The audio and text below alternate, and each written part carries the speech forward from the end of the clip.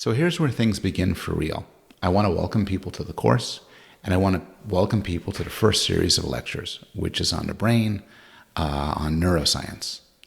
And I want to begin this series of lectures and the course itself with a story about a man named Phineas Gage and an event that happened to Gage in the summer of 1848 in Cavendish, Vermont. So Gage was a blasting foreman working on a railway construction project, and his job at the time was to clear away rock so that they could lay down tracks. And to do so, his routine during those days was that he would bore a hole in the rocks. Inside the hole, he'd put blasting powder and a fuse in.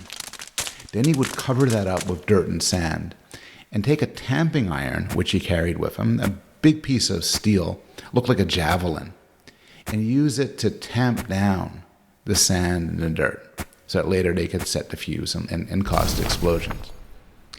Well, one day something didn't work. Nobody's exactly sure why. Maybe he just forgot to put in the sand and the dirt. But regardless, he put the tamping iron into the hole. The powder exploded. The tamping iron shot away from his hand and went into his face. It entered the left side of Gage's jaw, moving in an upward direction. It passed behind the left eye, through the left side of the brain, and it went out the top of his skull and landed several feet away with a clatter. Now, miraculously, Gage wasn't killed on the spot. He lost consciousness for a little bit, but then he staggered to his feet. And in some regards, Gage was very lucky. So he underwent a series of operations, he had infections, he got sick. At times his life was at risk. But months later, he was, in certain regards, pretty much recovered. He was able to see, he wasn't deaf, he wasn't paralyzed. He didn't lose the ability to speak or understand language. He didn't lose his intellectual capacities in any simple way. But in another sense, Gage was very unlucky, because Gage had been transformed by this incident. Someone who knew Gage describes the transformation like this. Before the accident, Gage was, quote, the most efficient and capable man, a man of temperate habits, considerable energy of character, a sharp, shrewd businessman. After the accident, Gage was no longer Gage.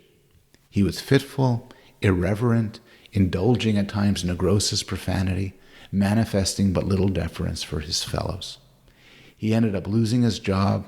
He traveled through the States, taking up different jobs, engaging in different relationships, and ultimately ended up in an exhibit in a traveling circus, holding his tamping iron and telling people about this terrible story about how it went through his head and went through his brain and changed his life.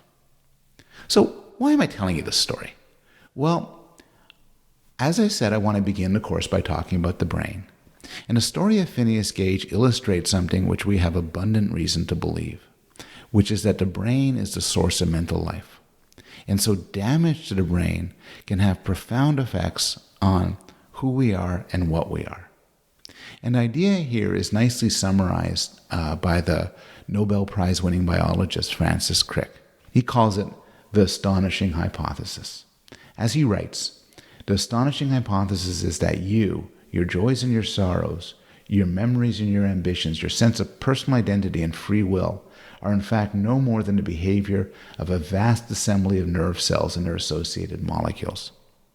Now, this assembly of nerve cells is, of course, the brain and parts of the spinal cord, but we're just going to talk about the brain here. And the idea then is, as sometimes people like to put it, the mind is the brain, or that the mind is what the brain does, or the mental life emerges from the brain.